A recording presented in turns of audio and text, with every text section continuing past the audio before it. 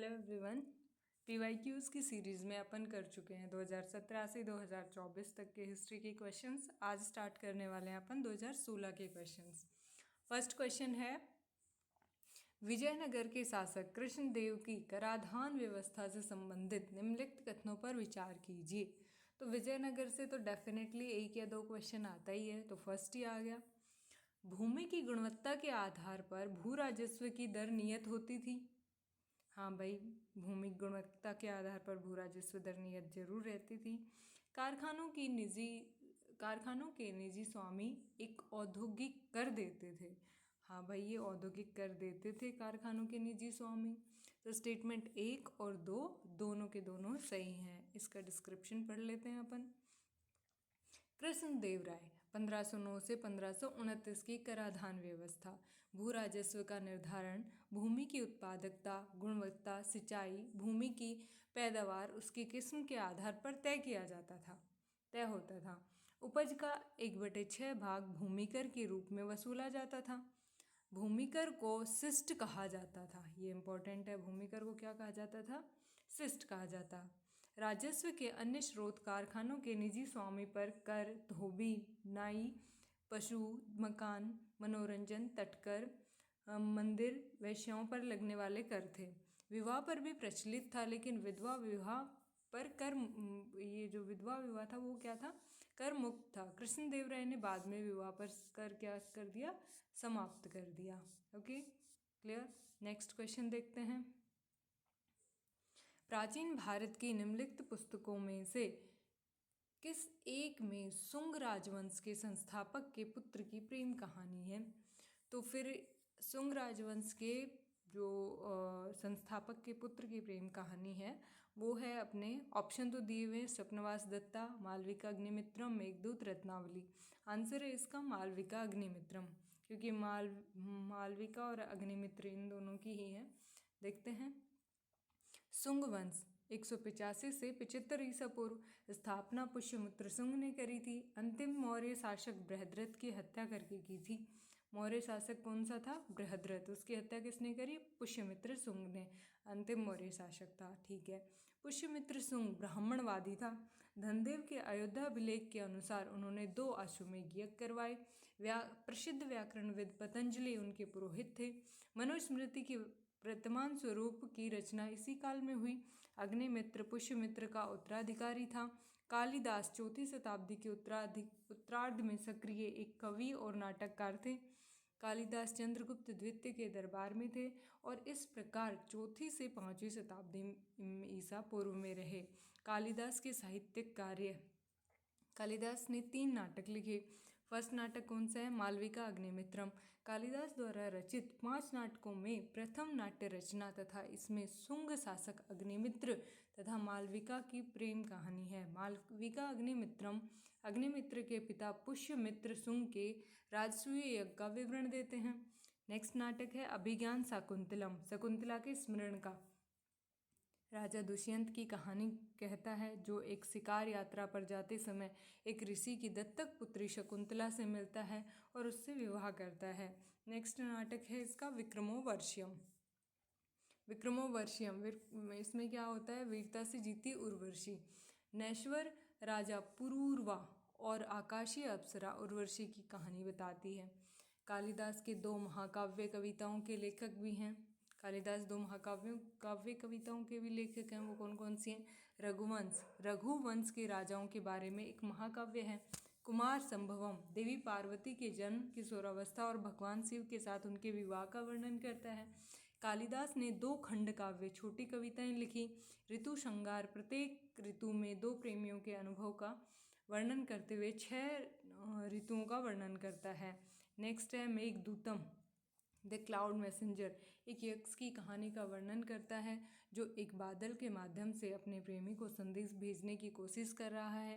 यह कविता प्रकृति में लालित्यपूर्ण है, जिसके माध्यम से कालिदास ने कविता की अपनी शैली बनाई। कालिदास ने इस कविता को मदाक्रांत छंद में स्थापित किया, जो अपनी गीतात्मक मिठास के लिए जाना जाता है। कालिदास का रविंद्रनाथ टैगोर पर बहुत प्रभाव था। मेघदूतम का रोमानियत मानसून पर टैगोर की कविताओं में पाया जाता है। भास कालिदास से पहले संस्कृत के सबसे पुराने और सबसे प्रसिद्ध भारतीय नाटककारों में से एक हैं। स्वप्नवास दत्तम पंचरात्रि मध्यम व्यायोग, जो अपना 2024 में आया था ना, मध्यम व्यायोग, तो ये भास की रचना थी। दत्त घटोत्कच, दत्त वाक्य, उरुभंग, कर्णभार और बाल चरित्र उनकी सबसे महत्वपूर्ण रचनाएं हैं। ये किसकी रचनाएं बताई भाई? भास की रचना। स्वप्नवास दत्तम भास की सबसे प्रसिद्ध कृति है। यह नाटक वत्स राजा उद्यन और अवंती के शासक प्रदोत की बेटी और उनकी रानी वास्व दत्ता के इर्द गिर्द है। हर्षवर्धन के 3 संस्कृत नाटक नागानंद, रत्नावली, प्रियदर्शिका लिखे। हर्षवर्धन के दरबार में बाण भट्ट भारत में 7वीं शताब्दी के संस्कृत गद्य लेखक और कवि थे। बाण भट्ट ने हर्षचरित, हर्ष के कर्म, भारतीय सम्राट हर्ष की जीवनी है, कादम्बरी, चंडिका शतक, पार्वती परिणय नामक कृतियों की रचना करी। ये किसने करी भाई? बाण भट्ट ने। ओके, नेक्स्ट क्वेश्चन है, मध्यकालीन भारत के सांस्कृतिक इतिहास के संदर्भ में निम्नलिखित कथनों पर विचार कीजिए। तमिल क्षेत्र के सिद्ध या सितर एकेश्वरवादी थे और मूर्ति पूजा की निंदा करते थे। कन्नड़ क्षेत्र के लिंगायत पुनर्जन्म के सिद्धांत पर प्रश्न चिन्ह लगाते थे तथा जाति अधिक्रम को अस्वीकार करते थे। तो ये दोनों के दोनों ही स्टेटमेंट क्या हैं? सही है। ओके, दोनों के दोनों ही स्टेटमेंट क्या हैं? सही है कि तमिल क्षेत्र के सीतर या सिद्ध एकेश्वरवादी मूर्ति पूजा की निंदा करते थे और कन्नड़ के लिंगायत पुनर्जन्म के सिद्धांत पर प्रश्न चिन्ह लगाते थे। ठीक है, पढ़ते हैं। लिंगायत संप्रदाय। तो लिंगायत संप्रदाय, जिसे वीर शैव संप्रदाय भी कहते हैं, के प्रवर्तक अलप्रभु और उनके शिष्य बसव या बसवेश्वर थे। ये कलचुरी शासक विज्जल के मंत्री थे। लिंगायत 12वीं सदी में समाज सुधारक दार्शनिक आंदोलन था। लिंगायत एकेश्वरवादी हैं। वे केवल एक भगवान अर्थात लिंग यानी शिव की पूजा करते हैं। लिंगायत मूर्ति पूजा, पुनर्जन्म, वेद, यज्ञ, कर्मकांड, जाति प्रथा, ब्राह्मण विरोधी संप्रदाय है। ये दाह संस्कार के भी विरोधी हैं, अतः दफनाते हैं। ठीक है। वचन शास्त्र नामक कन्नड़ ग्रंथ में इनके संतों के उपदेश संकलित हैं। तमिल क्षेत्र के सिद्ध या सितर भी एकेश्वरवादी थे तथा मूर्ति पूजा की निंदा करते थे। क्लियर? आगे बढ़ते हैं। नेक्स्ट क्वेश्चन, भारतीय इतिहास के मध्यकाल में बंजारे सामान्यतः कौन थे? तो बंजारे कौन थे? ये एक व्यापारी थे। बंजारा लोग सबसे महत्वपूर्ण व्यापारी खानाबदोश थे। उनका कारवा टांडा कहलाता था। उनका कारवा क्या कहलाता था? टांडा। सुल्तान अलाउद्दीन खिलजी के समय बंजारों का ही इस्तेमाल नगर के बाजारों तक अनाज की ढुलाई के लिए करते थे। जहांगीर ने भी अपने संस्मरणों में लिखा है कि बंजारे विभिन्न इलाकों से अपने बैल पर अनाज ले जाकर शहरों में बेचते थे। पीटर मुंडी ब्रिटिश व्यापारी ने भी इनका जिक्र किया है। आंतरिक व्यापार में बंजारों की विशेष भूमिका थी। दक्षिण भारत में इन हिंदू व्यापारियों को कौलिंग या किलंगो कहा जाता था। दक्षिण में अरब व मुस्लिम व्यापारियों को मुरो कहा जाता था। बक्काल अनाज व्यापारी थे। Okay, clear. नेक्स्ट, अभी और भी कहानी है। यूपीएससी प्री में आजकल न्यू एनसीईआरटी बुक्स के डायग्राम, मैप और बॉक्स शब्दावलियों से बहुत क्वेश्चन आते हैं, इसलिए उनको ध्यान से पढ़ना। और ये जो था वो कहाँ से सोर्स लिया गया है? NCERT class 11 chapter number 7 page number 95।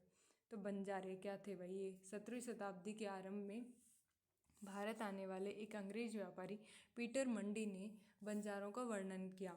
सुबह हमारी मुलाकात बंजारों के एक टांडा से हुई। टांडा मतलब उनका ग्रुप, जिसमें 14,000 बैल थे। सारे पशु गेहूं और चावल जैसे अनाजों से लदे हुए थे। ये बंजारे लोग अपनी पूरी घर गृहस्थी, बीवी बच्चे अपने साथ लेकर चलते हैं। एक टांडा में कई परिवार होते हैं। इनका जीने का तरीका उन भारवाहकों से मिलता जुलता है जो लगातार एक जगह से दूसरी जगह जाते रहते हैं। बैल उनके अपने होते हैं। कई बार वे सौदागरों के द्वारा भाड़े पर नियुक्त किए जाते हैं, लेकिन ज़्यादातर वे खुद सौदागर होते हैं।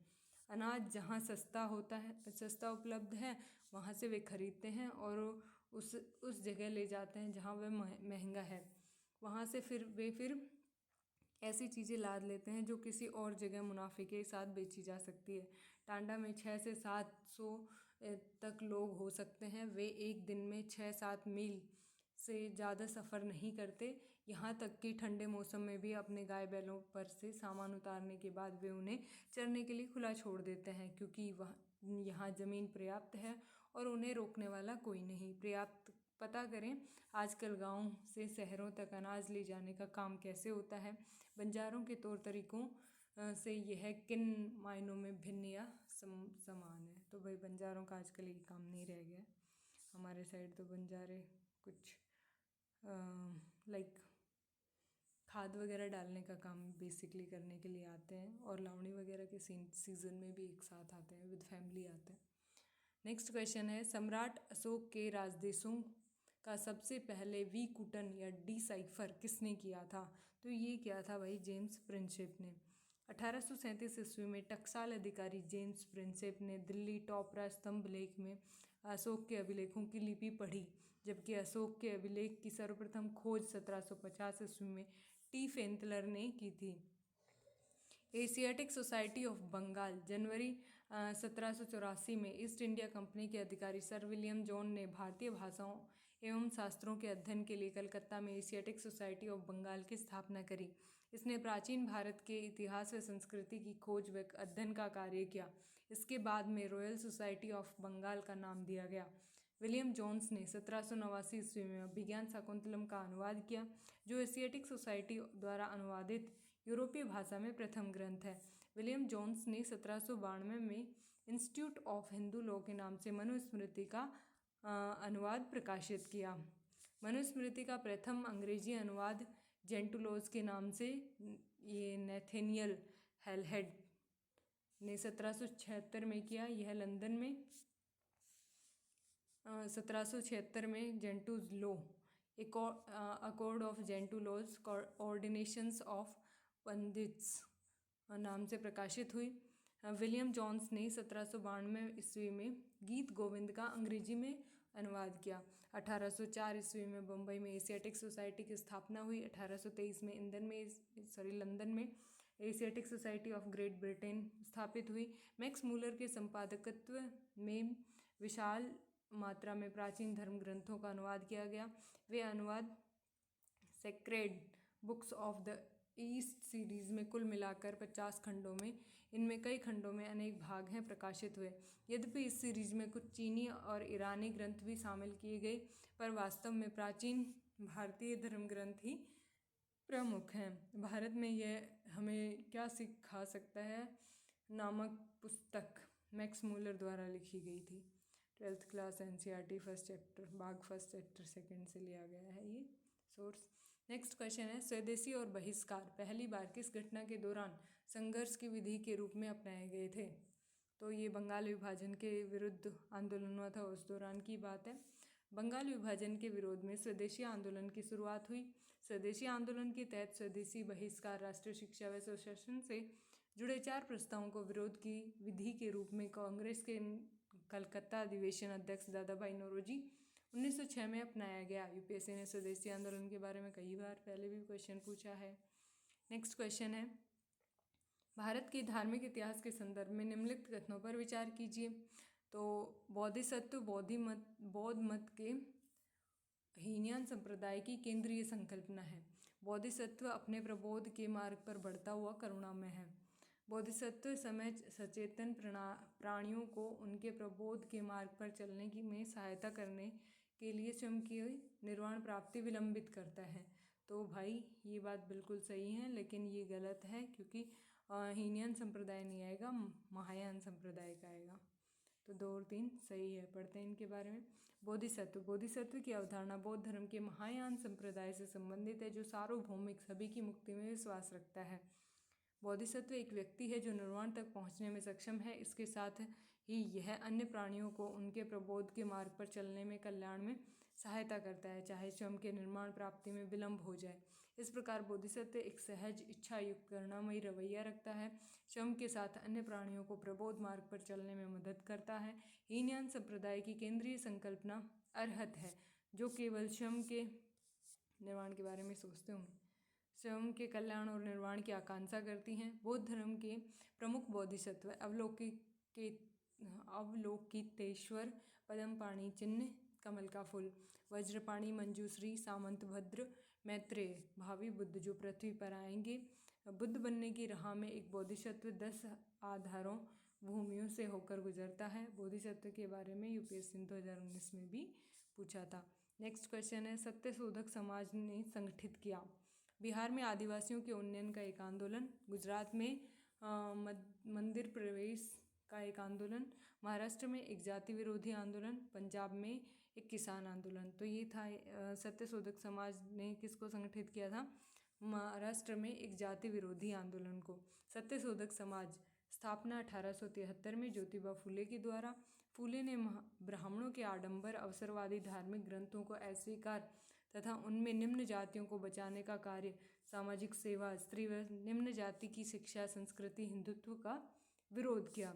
सत्यशोधक समाज के मुख्य पत्र का नाम दीनबंधु या दीन मित्र था। ज्योतिबा फूले ने गुलामगिरी 1872 ईस्वी में, सत्यशोधक समाज, सार्वजनिक सत्य धर्म, दास्ता नामक पुस्तकें लिखी। उन्होंने शिवाजी की जीवनी भी लिखी। ठीक है, क्लियर। आगे बढ़ते हैं। नेक्स्ट क्वेश्चन, मॉन्टेग्यू चेम्सफोर्ड प्रस्ताव किससे संबंधित था? तो ये था वही संवैधानिक सुधार से रिलेटेड। संवैधानिक सुधार, भारत शासन अधिनियम 1919, जिसे मॉन्टेग्यू चेम्सफोर्ड, मॉन्टेग्यू भारतीय सचिव, चेम्सफोर्ड भारत के गवर्नर, सुधार भी कहा जाता है, के द्वारा भारत में पहली बार स्वशासन की स्थापना को ब्रिटिश सरकार का लक्ष्य घोषित किया गया। प्रांतों में द्वैध शासन प्रणाली की शुरुआत की गई। शासन के विषयों को विकेंद्रीकरण करते हुए 2 भागों में केंद्रीय व प्रांतीय विषयों में बांटा। प्रांतीय विषयों को हस्तांतरित विषयों व आरक्षित विषयों में विभक्त किया गया। हस्तांतरित विषयों का प्रशासन मंत्रियों के द्वारा, आरक्षित विषयों पर गवर्नर और उसकी कार्यकारी परिषद कानून बनाते थे। इसी को द्वैध शासन कहा गया है। नेक्स्ट है, अजंता और महाबलीपुरम के रूप में ज्ञात 2 ऐतिहासिक स्थानों में कौन कौन सी बातें समान हैं? दोनों एक ही समय काल में निर्मित हुए हैं, अजंता और महाबलीपुरम? नहीं भाई, दोनों का एक ही धार्मिक संप्रदाय से संबंध नहीं भाई, दोनों शिलाकृत स्मारक हैं। तो ये क्वेश्चन ये सही है, दोनों ही शिलाकृत स्मारक हैं। पढ़ते हैं अजंता के बारे में। अजंता औरंगाबाद जिले, महाराष्ट्र, बागोरा नदी के किनारे सह्याद्री पहाड़ियों को काटकर बनाई गई गुफाएं हैं। कुल गुफाएं 29, 25 विहार और 4 चैत्य। इन गुफाओं में अधिकतर चित्र बुद्ध बोधिसत्वों की गुफा 9 और 10 के चित्र। सबसे प्राचीन सातवाहन काल की गुफा 16, 17 तथा 19। गुफा संख्या 2 के बरामदे में उत्कीर्ण मूर्ति फलक अजंता। गुप्तकालीन वाकाटक नरेश पृथ्वीसेन के सामंत व्याघ्रदेव ने बनवाया। गुफा 1 तथा 2 वातापी शासक पुलकेशिन II के काल में बने। फारस के नरेश के इनके स्वागत का चित्र अजंता, सोर्स 11th क्लास। ठीक है।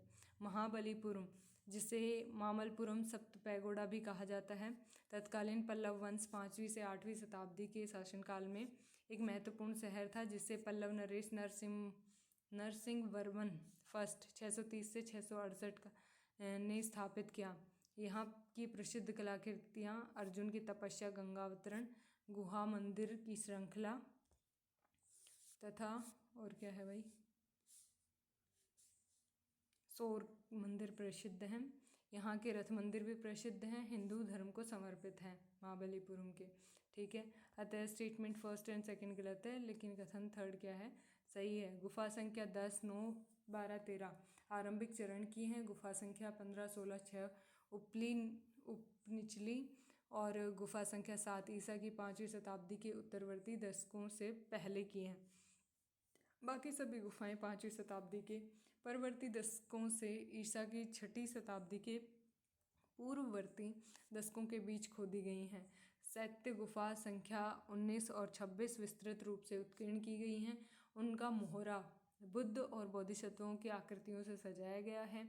वे गज पृष्ठीय तह खानेदार छत वाली किस्म की हैं। गुफा संख्या 26 बहुत बड़ी है और भीतर का संपूर्ण बड़ा कक्ष मंडप बुद्ध की अनेक प्रतिमाओं से उकेरा गया है और उनमें सबसे बड़ी प्रतिमा महापरिनिर्वाण की है।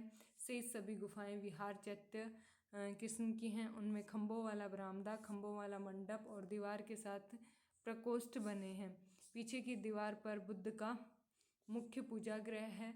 अजंता में पूजा स्थल की प्रतिमाएं आकार की दृष्टि से बड़ी हैं और आगे बढ़ने की ऊर्जा के साथ प्रदर्शित की गई हैं।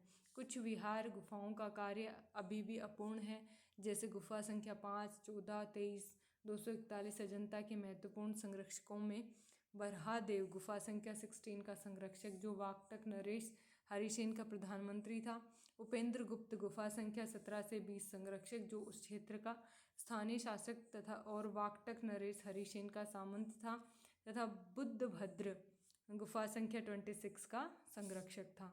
नेक्स्ट है, निम्नलिखित पर विचार कीजिए। Calcutta Unitarian Committee, Tabernacle of New Dispensation, Indian Reform Association. Keshab Chandra Sen का संबंध उपयुक्त में से किनकी स्थापना से है? तो भाई इन्होंने किया था टेबरनेकल ऑफ न्यू डिस्पेंशन और इंडियन रिफॉर्म एसोसिएशन की स्थापना से रिलेटेड हैं ये। केशव चंद्र सेन प्रमुख समाज सुधारक, ब्रह्म समाज को अत्यधिक लोकप्रिय बनाया तथा अखिल भारतीय स्वरूप प्रदान किया। इन्होंने 1861 में इंडियन मिरर नामक प्रथम भारतीय दैनिक का संपादन किया। लॉज ऑफ लाइफ पुस्तक इन्होंने लिखी। 1860 में संगत सभा की भी स्थापना करी।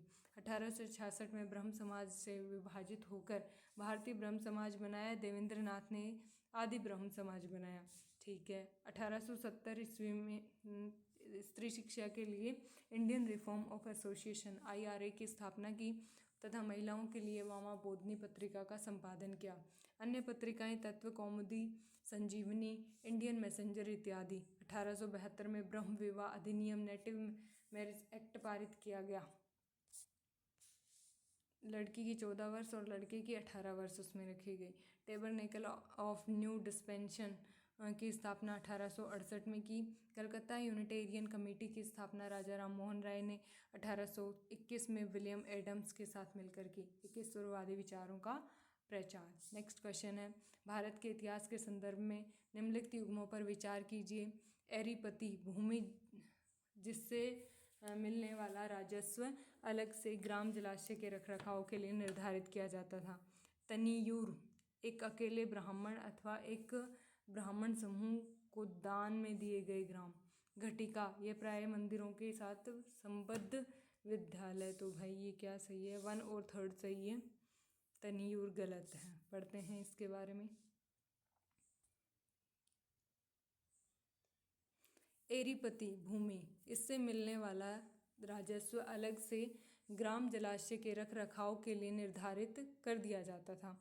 वहीं एरीभट्ट व्यक्तिगत दान था जो सिंचाई की व्यवस्था, तालाब की देखरेख हेतु दिया जाता था। तनियूर बड़े गांवों को तनियूर कहा या तंकुरम कहा जाता था। ये एकल इकाई के रूप में शासित होते थे। ध्यान रहे, ब्राह्मणों को दिए गए दान की भूमि को ब्राह्मण देह कहते थे। घटिका ये मंदिरों के संबद्ध विद्यालय होते थे। मंदिरों को दान दी गई भूमि देवदान कहलाती थी। साला भोग शैक्षिक प्रयोजन के लिए दी गई भूमि क्या कहलाती थी? साला भोग। अग्रहार ये क्या कहलाती थी? ब्राह्मणों की सामूहिक भूमि। अन्य विभिन्न प्रकार की भूमि, ब्रह्मदेह ब्राह्मणों को दी जाने वाली करमुक्त भूमि, देवदेह मंदिरों को दी जाने वाली करमुक्त भूमि, मट्ठापुर मठों को दी जाने वाली करमुक्त भूमि, अमरम सैनिक व असैनिक अधिकारियों को विशेष सेवाओं के बदले दिया जाने वाला भू अनुदान, भंडारवाद ग्राम भूमि ऐसे ग्राम या भूमि जो केंद्र के प्रत्यक्ष नियंत्रण खालसा की तरह में थी। इस भूमि के किसान राज्य को प्रत्यक्ष कर देते थे। उबली ये गांव में विशेष सेवाओं के बदले दी जाने वाली लगान मुक्त भूमि। कुट्टिग या कुतगरी ये क्या होता है? बड़े भूस्वामी मंदिरों व ब्राह्मणों द्वारा खेती के लिए छोटे किसानों को पट्टे पर दी गई भूमि। रथ या खत कोड़गे ये युद्ध में शौर्य प्रकट करने वाले या युद्ध में मृत सैनिकों के परिवार को दी जाने वाली भूमि होती है। नेक्स्ट पढ़ते हैं। मान्या आयंगरों को प्रदत्त कर मुक्त भूमि जो होती है वो क्या कहलाती है? मान्या कहलाती है। विजयनगर साम्राज्य की नायंकर और आयंगर व्यवस्था के बारे में ज़रूर से पढ़ के जाना है भाई, ठीक है, ध्यान रखना। नेक्स्ट क्वेश्चन है, मध्यकालीन भारत के आर्थिक इतिहास के संदर्भ में शब्द अरघट्टा किसे निरूपित करता है? तो ये भूमि की सिंचाई के लिए प्रयुक्त जल चक्र या फिर वाटर व्हील है अरघट्टा। जिसका और नाम क्या है? रहेट पर्शियन व्हील। का प्रथम उल्लेख बाबरनामा में 16वीं सदी में मिलता है, लेकिन संभवतः इसका प्रचलन 14वीं सदी में दिल्ली सल्तनत में शुरू हो गया था। रहट का प्रयोग गहरे कुओं से सिंचाई हेतु पानी निकालने के लिए किया जाता था, जिसमें गियर प्रणाली होती थी। चरखे का चलन भी सर्वप्रथम 12वीं से 14वीं सदी के बीच सल्तनत काल में हुआ। इसामी की पुस्तक फुतुह उस सलातीन 1350 से 51 में इसका जिक्र है। Okay, clear. आगे बढ़ते हैं। नए सामाजिक व राजनैतिक समूह। सन 700 और 1750 के बीच के 1000 वर्षों का अध्ययन इतिहासकारों के आगे भारी चुनौती रखता है, मुख्य रूप से इसलिए कि उस काल में बड़े पैमाने पर और अनेक तरह के परिवर्तन हुए। इस काल में अलग अलग समय पर नई नई प्रौद्योगिकियों के दर्शन होते हैं, जैसे सिंचाई में रहट, कताई में चरखा, युद्ध में आग्नेयास्त्रों यानी बारूद वाले हथियार का इस्तेमाल। इस उपमहाद्वीप में नई तरह का खान पान भी आया, आलू, मक्का, मिर्च, चाय और कॉफ़ी। ध्यान रहे कि ये तमाम परिवर्तन नई प्रौद्योगिकियों और फसलें उन लोगों के साथ आए जो नए विचार भी लेकर आए थे। परिणाम स्वरूप यह काल आर्थिक, राजनीतिक, सामाजिक और सांस्कृतिक परिवर्तनों का भी काल रहा है। इस युग में लोगों की गतिशीलता, एक स्थान से दूसरे स्थान पर आना जाना भी बहुत बढ़ गया था। अवसर की तलाश में लोगों के झुंड दूर दूर की यात्राएं करने लगे थे। इस उपमहाद्वीप में अपार संपदा अपना भाग्य गढ़ने के लिए अपार संभावनाएं मौजूद थी। नेक्स्ट क्वेश्चन है, भारत के सांस्कृतिक इतिहास के संदर्भ में इतिवृत्तों, राजवंशीय इतिहासों और वीर गाथाओं को कंठस्थ करना निम्नलिखित में से किसका व्यवसाय था? तो भाई ये था मागध का व्यवसाय, कि जितनी भी वीर गाथाएं कंठस्थ करनी होती हैं वो कौन करेगा? भाई मागध करेगा। श्रमण कौन होते थे? परिवारजक शब्दों का प्रयोग साधु, तपस्वी, सन्यासी के लिए किया जाता था, घूम घूम कर उपदेश देने वाले। अग्रहारी, जो दान में दी गई भूमि, ब्राह्मणों को दान में दी गई भूमि अग्रहार की देखभाल व प्रशासन करने वाला। मागध, इतिवृत्तों, राजवंशीय इतिहासों व वीर गाथाओं को कंठस्थ करना। ठीक है, 2020 में श्रमण और परिवारजक वापस से पूछे गए थे। ठीक है, आगे बढ़ते हैं। नेक्स्ट क्वेश्चन, वर्ष 1907 में सूरत में भारतीय राष्ट्रीय कांग्रेस के विभाजन का मुख्य कारण क्या था? तो भारतीय राष्ट्रीय कांग्रेस का विभाजन क्या था? अंग्रेजी सरकार के साथ नरमपंथियों की वार्ता करने की क्षमता के बारे में चरमपंथियों में विश्वास का अभाव, कि नरमपंथी बात भी कर पाएंगे या नहीं। ठीक है, नेक्स्ट है, सर स्टीफर्ड क्रिप्स की योजना में यह परिकल्पना थी कि द्वितीय विश्व युद्ध के बाद भारत को डोमिनियन स्टेटस देना चाहिए, यही था उनका। तो क्रिप्स मिशन पढ़ते हैं हम। कब आया? 1942 में। भारत के राजनीतिक और वैधानिक गतिरोध को दूर करने के लिए ब्रिटिश सरकार, पीएम चर्चिल ने स्टीफर्ड क्रिप्स के नेतृत्व में क्रिप्स मिशन भेजा।